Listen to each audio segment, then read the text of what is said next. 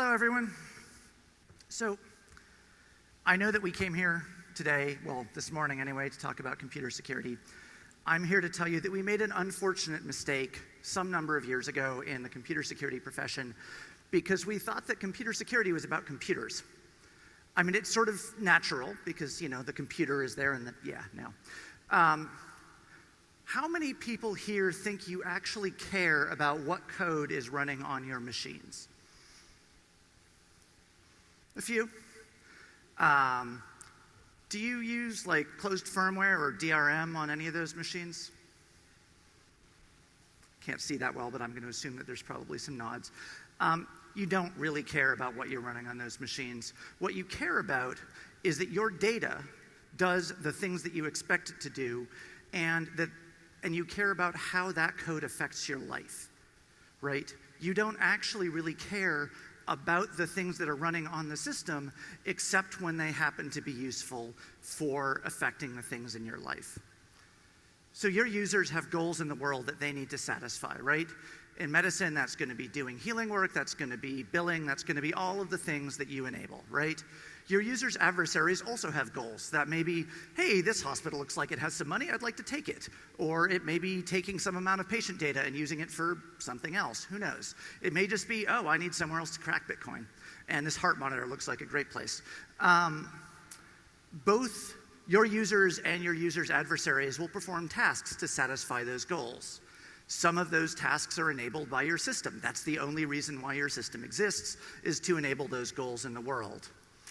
By shaping your system, you can shape the tasks in the world that both sets of those people do. That is what security is. Security is the set of activities that reduce the likelihood of some set of adversaries successfully frustrating the goals of a set of users.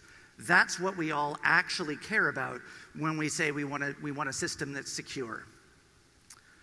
Now, one of the other things is that because security gets all this press and it's like, oh yeah, it's so important, it's so amazing, no, it's just another system property, right? In the same way that thinking about performance is a routine part of absolutely everyone's job if they're writing code, and if you have people who don't think about performance when you write code, well, good luck. Security is a system property, right? It's a property of a whole system that emerges in production. You cannot say if code is performant until you see what load it's getting hit with in production. If it's like, oh, well, this query takes 10 minutes to run, that's fine, it needs to run once a day, so what? If this query needs to be returned online to serve a web page and it takes 10 minutes to run, then you have a problem. So I take the idea of engineering very seriously, and I would love someday, I want to retire a security engineer and to be able to look my friends who do aerospace work, who build rockets, who design bridges in the face and say, yes, I am an engineer. We're not there yet. In order to do engineering, you need to be able to say things like, hey, we can understand the outcomes of this thing that we're doing before we do it. We can't do that right now. We write some code and then something happens, and then maybe that's the thing we wanted, but probably not. And that's cool, but not when it happens in production. So this is a guess at what the closed loop of security engineering might look like. And I'm not going to dig through this whole thing. Feel free to take a photo of the slide or ping me and I'll throw it online. But this is basically the idea that you go through some design flow, and it doesn't have to be waterfall-y. This can be agile just as easily. And you make some changes to a system, but you start with, hey, this is what these changes are going to do in the world. And then at the end, you measure, hey, did those changes do that thing in the world? And if those two measurements don't line up, you have a problem. And we will be able to consider ourselves engineers when we can reliably say how likely they are to line up and be right most of the time. Measure all of the things, right? I used to work at Etsy until quite recently. Etsy has a bit of a reputation for being the measure all of the things company. The hard thing here, though, is you're looking not at measuring, oh, what's the latency on this process? You're looking at, hey, what did this change to a login script do to life outcomes for patients? That's not an easy measurement to make, but that's where we need to be living. So now that we've kind of gotten the the preamble about how we were all deeply mistaken about what the job of security is out of the way, I want to talk about three things. One, I want to talk about team relationships and how do you make a security team effective. And this is partially to the security folks in the audience, but it's also to everyone, because this is the relationship that you should be striving to build from both sides. And I think it's really important for a larger development and engineering organization to understand some of the problems that security is trying to solve at a management level and the ways that they can help make that happen. Then we're going to talk about designing for security outcomes. So if we had this idea that we want to improve outcomes in the world, what does that actually look like? How do we do that? And then I'm going to talk a bit on the technical side about how to avoid pretending that your developers are superheroes.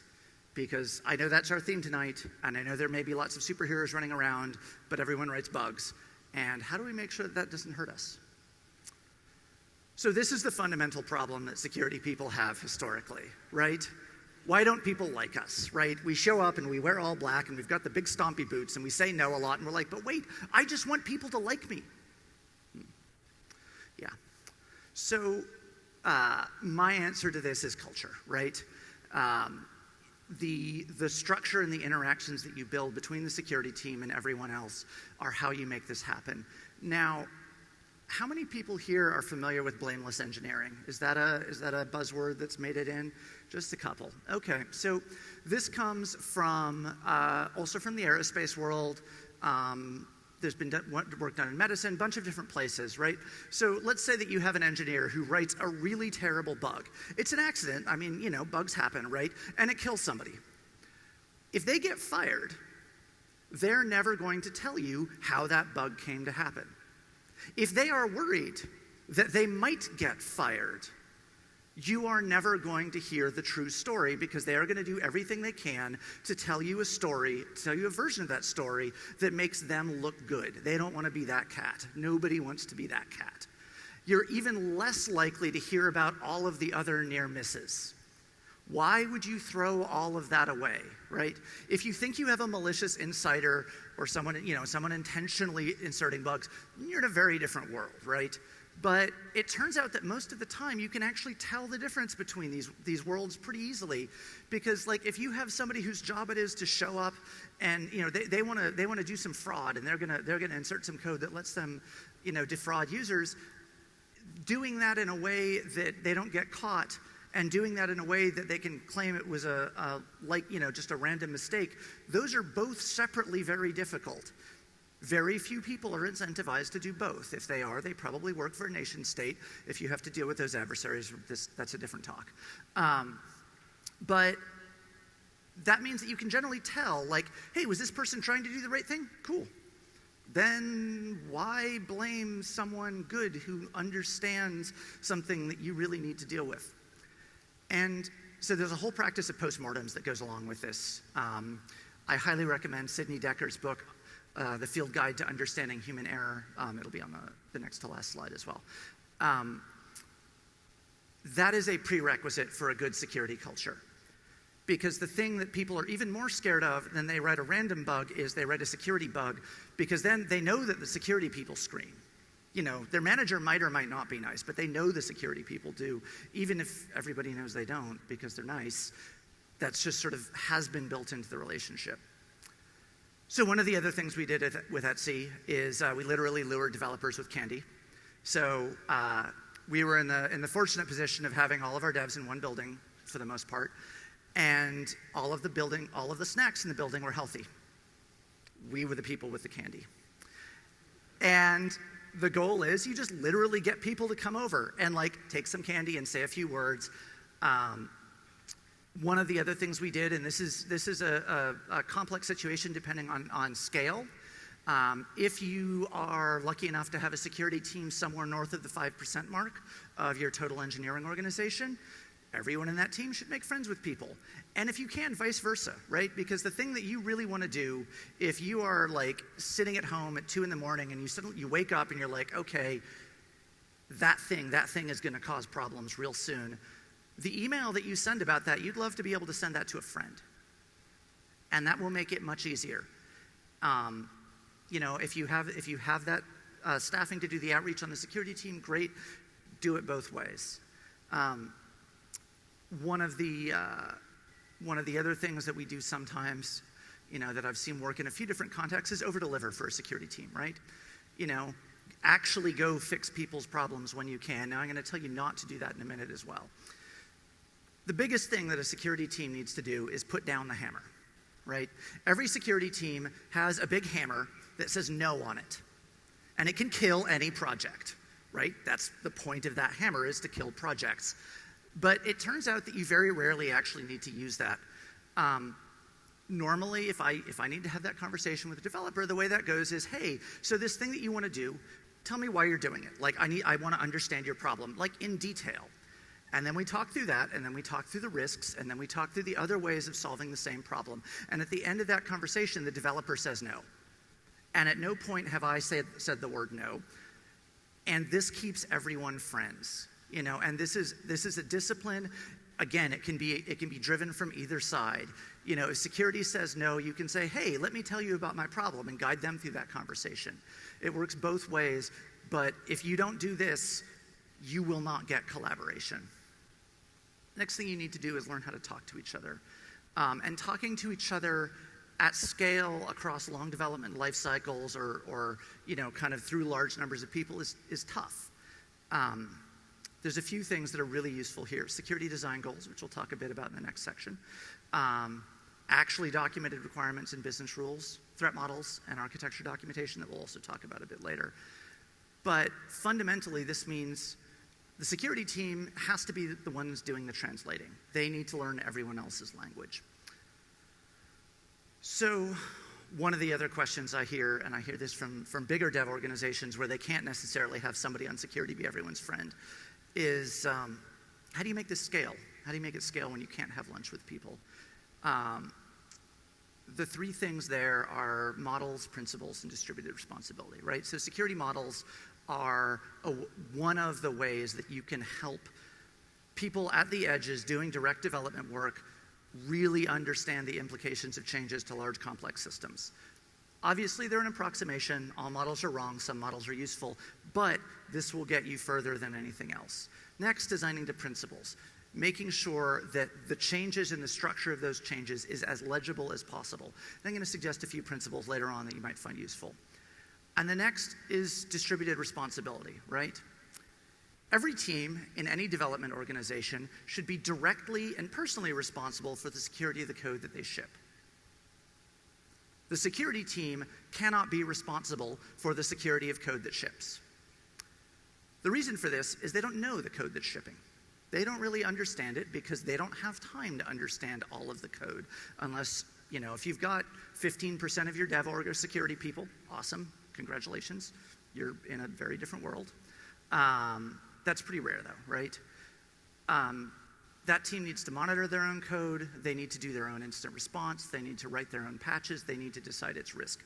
Now that's terrifying, to ask a bunch of developers with no security background to do all of these things. And that's why you have a security team. They are responsible for ensuring that the platform that those developers are writing to makes their job easy. And it limits their ability to mess up, right? Okay, you can own the application, but you can't own the platform. We've solved that for you. Don't worry about the platform. We'll take care of it. They're also responsible for providing all of the architectural and technical advice so that that team can understand the security of the code before they ship it.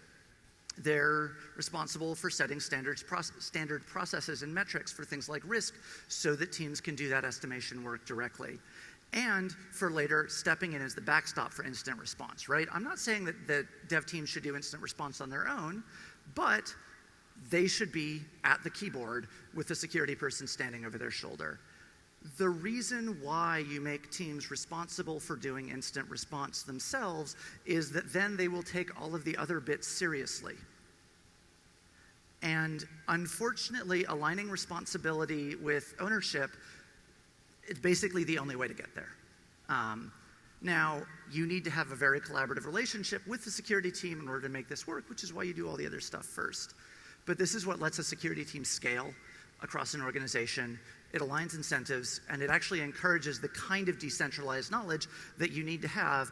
I mean, sure, you may have a perf team that does like troubleshooting and complex monitoring and that you like bring in to pinch hit, but they're not responsible for all performance. They're just responsible for a few things. Same thing with security. So once you get people talking to you and security is no longer off in their silo, what do? What are you actually talking about? Well-designed systems enable resilience on the part of the people using the system in response to whatever set of adversaries they're dealing with, right? You can't predict how a conflict between your users and your adversaries is going. Even if you have like technical adept users, great, you also have technical adept adversaries probably. That's gonna go all sorts of weird places. But the thing that you need to do is give your users sensible tools and set them up to continue succeeding. So how do you do that? Your design team actually probably has a few good ideas, especially for tasks in the world, right? Because they actually understand what those tasks are. If your design team doesn't understand the tasks in the world, that's a separate question. They probably do, though. There are things that they don't understand, though, right? And this is what we call product security design. By the way, how many people here are familiar with Taylor Swift's security career? So Taylor Swift turns out to be the preeminent spokesperson for the entire security community. So you'll see a number of quotes from here in this talk. So this is why we want something like security design, right? This is the thing that we think of when we think about what what security looks like, right? You have some user task in the world that translates to a task within the system that goes through some set of system architecture conceptually, and then actually hits a real implementation, right? And really it's just task in the world to implementation. And the bugs are in the implementation. Most of the time it actually looks a lot more like this, right? Oh, okay, well, I opened this document and now I have ransomware. Well, it's not actually like, yeah, the implementation that allowed that to happen is a real problem, but maybe it's better to fix it at the top level, not to fix the opening the document, but to fix the way we think about documents. Like, do they need to be executables? Basically, what I want to talk about here is how do we think about security for humans. One of the biggest things that I learned, so I spent a bunch of time in a bunch of complicated places over the past 7 years, helping people who are actually real targets, right? These are people who are like working for NGOs or nation states, or NGOs or like news organizations who are actively targeted by nation states. And I can tell you the story about why I came back into the commercial world later, but the things that I learned from high-risk users are that, like, this is where this adversarial space became clear, right? This is where the notion that the task in the world is the problem came out. And it's also very instructive to try and defend a system against an adversary who always wins, right? And this is one of the lessons here, right? Outcomes are messy, sometimes you lose. And once you've accepted that sometimes you are going to lose, then you can start thinking about how you shape that and how you lose, right? Fine, you're going to get compromised. Assume compromise is inevitable. If you operate at a large enough scale, it is. It is literally inevitable. If you assume that every system will get owned someday, fine, design around that. Design for that to happen at all levels. So I want to talk a little bit about how users think about problems. And this is the same thing that happens in both kind of high-risk scenarios where users are actively planning for their own security, but people do this unconsciously too. It's the same process, right? Fundamentally what we're talking about is planning in the presence of an adversary, and I'll talk through a few of these other points. So how many people here are familiar with the name John Boyd? OODA loops? I see a couple of diehard Boyd fans. John Boyd invented the air maneuver theory of warfare. He was a fighter pilot in Korea and later a flight instructor, and did most of the design work that led to the F-16. And basically his realization was that there is a 4-step cycle that you go through when you are engaging with an adversary. You can like switch the number of steps around, cut stuff in and out, it's fine. Observe, orient, decide, act. You're just doing that loop. If you can do that loop faster than your adversary can, all else being equal, you win. So this is what that loop actually looks like for people working in the world when they're targeted or whether or not they know they're targeted, right?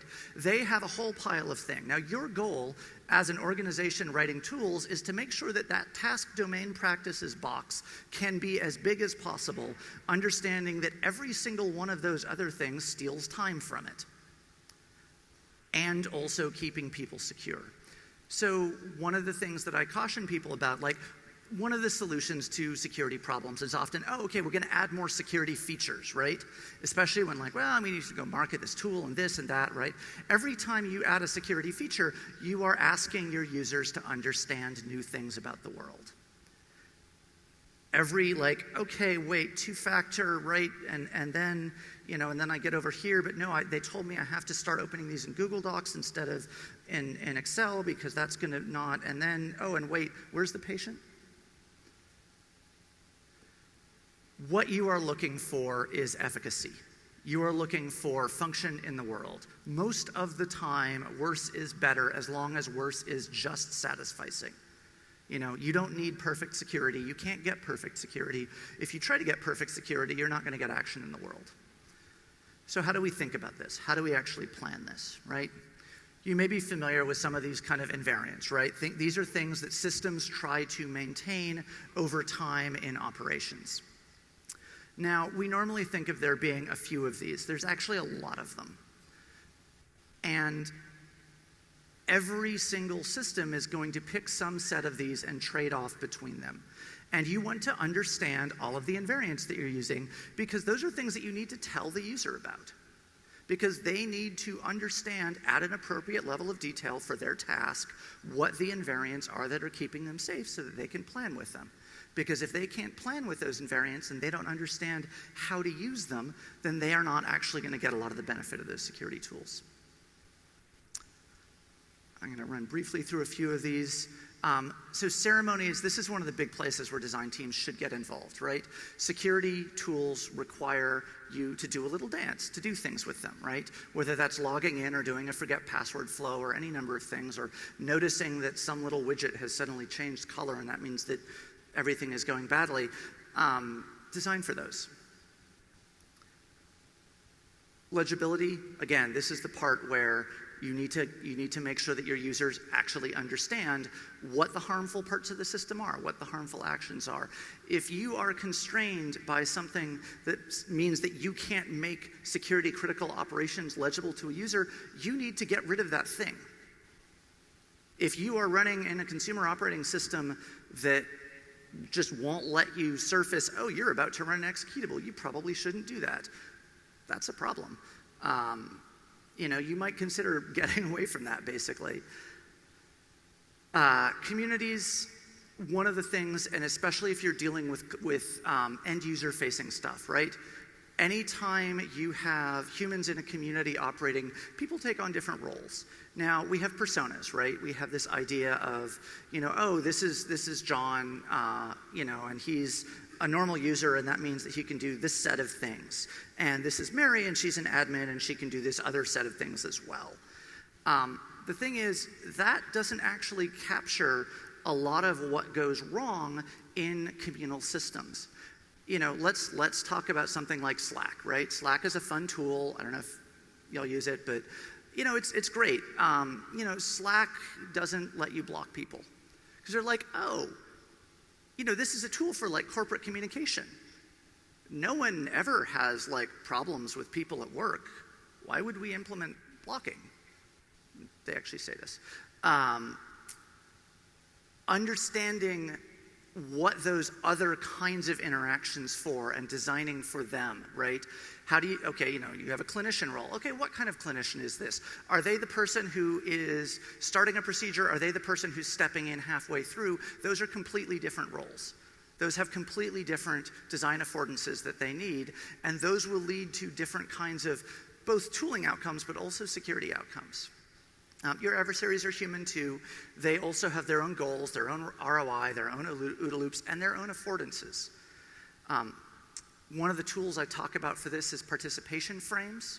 That's how you capture, a participation frame isn't a persona. It says, hey, we've got 6 users. Here are the ways that they interact with each other. They're all the same kind of user. Which ones of these actions do we want to prioritize and which ones don't we? your tools should make your users better. So the next security book that I recommend is Kathy Sierra's Badass, Making Users Awesome. The point is basically that the tools that you build should make your users better at the work that they do. You know, a clinical consulting system should make a better doctor. An internet browser should make a safer internet user. And thus, you need to understand the places that they might be coming from, what you want to teach them, and figure out how to actually train them. So I'm going to jump over into the technical side now.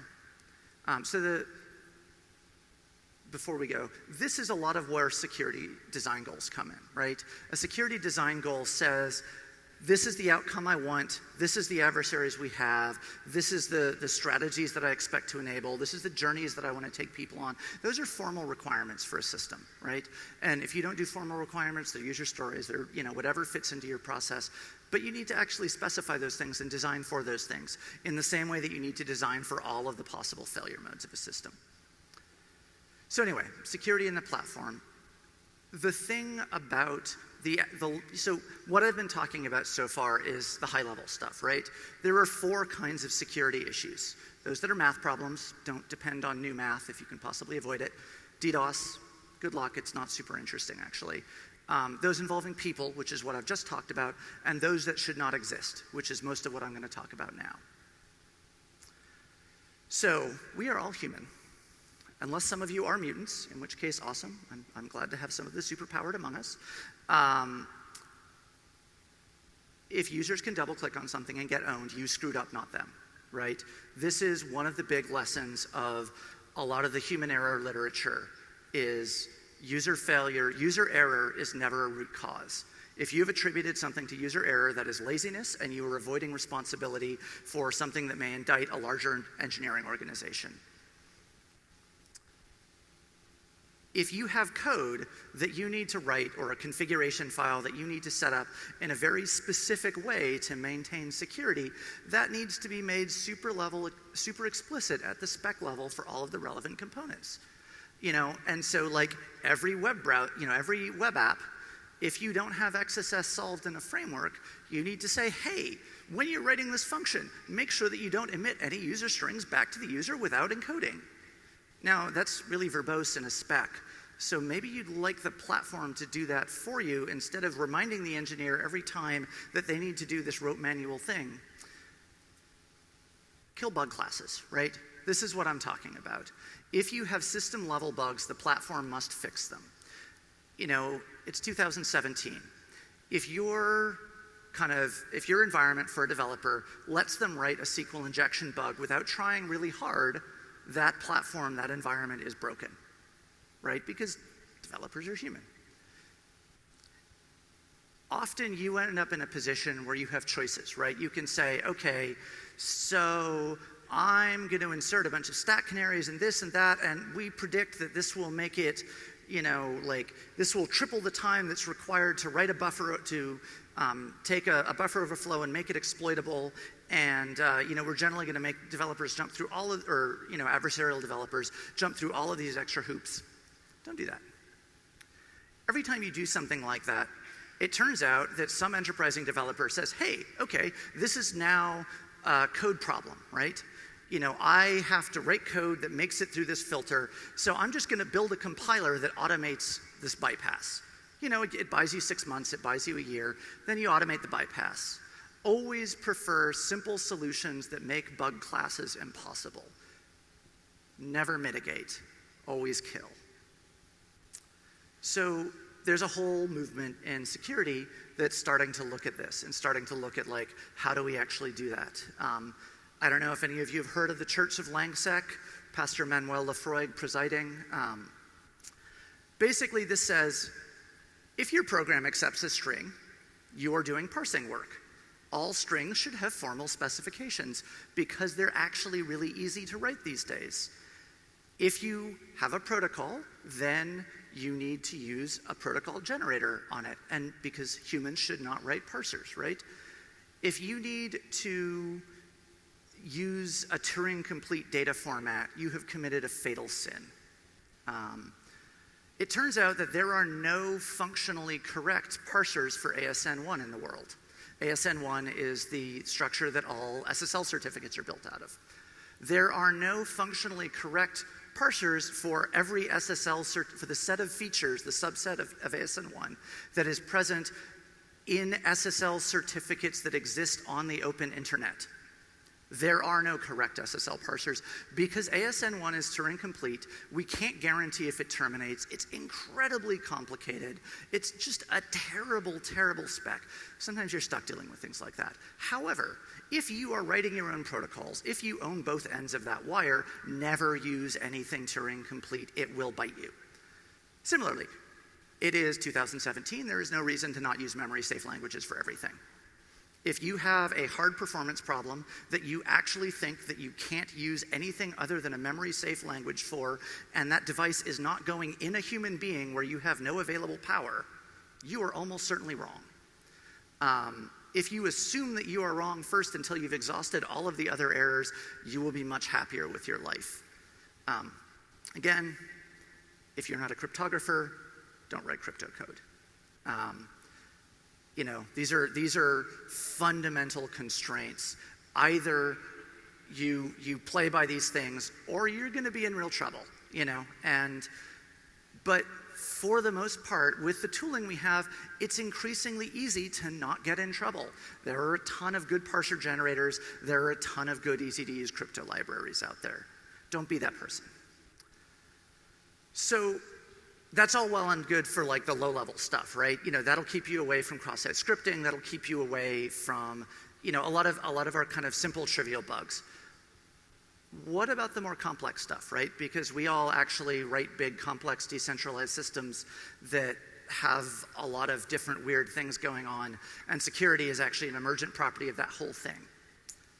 So you're familiar with these folks, right? Confidentiality, integrity, availability. This is your most basic set of principles that you might want a system to guarantee. Again, it's 2017. Why are you trusting a premise network? There's no reason to trust your own networks, right? If you need confidentiality and integrity, you need them all the time. Assume every system is going to get compromised. Just assume there are attackers in your data center. Whether you want to talk about inside threat, whatever, right? Assume you've just got somebody on every network segment who's an adversary. Make sure that that doesn't matter, because when you do make sure that doesn't matter, when it turns out there is someone on that network segment, you've already taken care of that. Availability gets complicated. Understand the kind of high availability you need, and then also understand how that can get used against you, right? A lot of the partitioning systems and that kind of thing are not well designed for dealing with active attackers, especially active attackers who can play with the protocol. Understand the risks you're buying before you buy availability that you don't actually need. It may be better to hard fail a service instance and stand up another one, automatic, you know, orchestrated or manual, than have a high availability system that's going to fail in ways that an adversary can take advantage of when you're in an open hostile network environment. When we talk about integrity, we mean end-to-end integrity, right? If you have a channel that provides integrity guarantees, but the thing which is actually parsing the response, you know, that's parsing the data coming over the channel, can't tell other than via the channel property that the data they're getting is good, great. You've now given me an opening, right? If I own one endpoint, awesome. You've got a channel that will make sure that my exploit arrives intact. That's, you know, that makes my life way easier. You know, if you are shipping code, right, at the, you know, from the point where code is checked in to the point where it's built, can you prove that you're building what the developer checked in? Because if not, I can just own your CI boxes. And then, hey, great, you'll ship my exploits for me. So, yes, firewalls, right? Secure systems don't fail as one unit. This is a thing that we are still really struggling with, and this is probably one of the big challenges of the next 5 or 10 years, right? Yes, you have host and network firewalls, and that's our segmentation, and we've got our DMZ and that kind of thing. But again, assume stuff is going to get owned. Understand what boxes a machine is supposed to talk to. Firewall off everything that it shouldn't be able to talk to on every host, right? Have a service registry. You can automate this. It's super painful to do it the first time because you have to take an accurate service inventory and understand what systems you're actually running. You should know this anyway, but once you've done that, then automate it. Do it once, automate it. What syscalls should a given piece of code be allowed to run? If a certain program doesn't need those syscalls, shouldn't be allowed to run them. Write app armor profiles. Segment internally inside machines. Assume that your binary image is going to get popped. Keep that person in that image. Don't let them get out. Don't send unrestricted keys. If you have wildcard TLS certs internally, get rid of them. Just completely get rid of them. Yes, that means you need to change a lot more TLS certs a lot more often. Automate it. So, somewhat obscure sci-fi reference. I don't know if we'll get this one, but The Prisoner? Anyone? All right. Do you know what service sent a piece of traffic, right? Can you attribute traffic to a specific box on your network? Can you tell when your network is seeing unattributed traffic? Which laptop touched this code? Can I go pull the host logs for the laptop that checked in this one-line change reliably 10 months later? If you can't do that, you don't understand who's actually committing code on your systems. You know, which web wrote a DB value? Do change tracking. Again, this stuff is more expensive, but when you can prove all of these chains, then when the security team needs to know stuff, they can rely on these primitives existing. They can rely that these properties are always going to be part of your systems. And that they can understand what they can trace through, they can see things, they can actually act freely. And your developers don't have to worry about getting caught by this stuff. How fast can you isolate a compromised machine? If the answer is if the answer is more than a minute, that's a problem. A minute is a really long time when you're running an automated exploit. How long does it take you to notice a new security patch in a library that's a 2-level deep inclusion from some open source library you included? You should notice that patch day of and triage it. How fast can you reboot every machine that you own? 2 hours is a good number. And yeah, that means machines serving client traffic, all the rest of it. How fast can you burn out an SSL key if you think it's compromised? Again, a minute is great. It's probably going to be more like 5. But these are the kinds of goals that you need to shoot for on the security operations side. If you have a host that's been in production for 2 years, you should know and be able to say with real certainty, not that that chef run ran and so it's very likely that it's running, this new modified version of the config file. No. You need to be able to say, this machine, this system image, nothing has been changed, nothing has been altered. You need to verify that, both ends. And you need to guarantee that, okay, next layer up, application layer, right? Application receives pushed out config changes from some central server. You need to have those same independence guarantees. When you are building a platform, you need to build all these guarantees. When you're operating a platform, you need to be able to rely on them. So, how many web requests do you think it's a reasonable idea for a VM to serve in its lifetime? 5 billion? I don't know. 5,000? About 50. So one of the things that's really interesting, you can't own a box if the box isn't there. You can't stay on a box if the box goes away. There's a lot of interesting work happening now on things like quick roll VMs, right? A friend wrote some code, he's got a VM he can stand up in 2 milliseconds. Copy on write memory, run 50 web requests through it. If that endpoint is seeing a lot of traffic, there's no way an attacker is ever going to get 2 requests to the same box. Box goes away.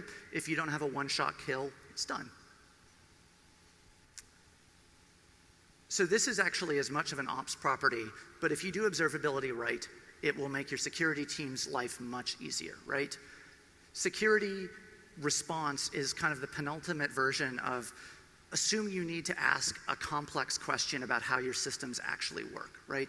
Can your system tell you how it works? Can you understand, can you introspect on the lifetime history of a piece of hardware across machine role changes when it's been blown away, so that you can say, oh yeah, that was that box that we shipped to that one data center and it started acting really weird, so we shipped it back here and then we wiped it. Oh yeah, that's because the firmware was, whoops, now it's our DC. Don't think about logging, think about event streams. Always structured data, always pre-correlated. Always able to prove where those logs came from, when they came later, so that you can understand the state of a system over time. Now, these are complex properties. These are not things which are easy and straightforward to build. You need to have some kind of security model if you're going to maintain them at scale, right? That starts with security objectives. This is the requirements level equivalent of a security design goal. So a security objective takes the form of a statement. When some adversary attempts to make something bad happen in a system, the system will respond by doing something sensible, whatever that means. So this is part of a larger body of work called Trike, which I encourage you to check out at some point if you want. You can go to octotrike.org. But this is basically a toolkit for making statements about the security properties that a system needs to have. If you ship a system that does not meet its security objectives, you are knowingly committing a grievous error. If you ship a system that does not have complete security objectives, you don't know what you're doing. I mean, not in the sense of being ignorant, but like you're doing a thing, and you're doing a thing in the world for some set of users, some of whom might be your adversaries. Write security objectives, understand them, understand how to make sure that you've captured all of them. So the tool that you'd use to do this is a threat model. Now, there's a lot of people who talk about threat models in a lot of different ways, and I don't have nearly enough time to talk about how I use them, but fundamentally, this is what you're going for, right? You have a model that covers both requirements and architecture, so it covers both the human and the machine's view of the system. A threat model is a formal model. It is something where things have specific meanings. It's specified. If multiple engineers build a model of the same system, they should end up with very close to the same model. It's complete. You can say that you're done. One of the things that a lot of people do when they try doing threat modeling is they get a bunch of smart people about the system and who know security. They all put them in a room, and they get a six-pack. And they talk about what could go wrong until the beer runs out, and that's how you know you've captured everything that could go wrong, because there's no more beer. And supplying them with infinite beer is a different failure mode. But you want a model that actually lets you map and say, okay, yeah, we've modeled the whole thing. We know we've captured what we need to. It's human-readable, right? This is a communication tool. This is how your requirements engineers, your designers, your developers, your ops folks, and your customers' engineers all understand what the security properties of a system are. You should ship threat models with systems because your customers need this information too. It's a model. You can ask it questions. You can say, oh, what happens if this check goes away? Does that let me suddenly traverse into a different privilege state that I'm not supposed to be in? Because we think that check's broken, right? It's an active, queryable thing that you can actually work with. We're talking about the human activities and priorities fundamentally, right? We don't care about computers. We only care about passwords if we're writing password management systems, or we have a hobby of, generating passwords with dice or something. We don't care about passwords for the sake of passwords. We only care about what they do in the world. We only model the security relevant portions because we're humans and we don't want to deal with Turing completeness. And things are scoped, they compose, etc. So once you have a threat model, right, here's a development workflow. What does it give you? Here's your normal set of kind of security properties or security activities that you might do as part of a normal software lifecycle. Threat modeling is the thing that links those activities together and lets people move up and down that stack. Security design and adversary modeling are the things that go on top of that, right? They're the things that let you drive intent transfer from the users and the users' goals to act in the world all the way down to the operations team with one contiguous chain, right? And then you need high fidelity feedback. That's how you become an engineer. I think you've all seen this curve. One of the things that threat models let you do is find requirements bugs at architecture time or requirements time even, Instead of, say, when you're about to ship a system.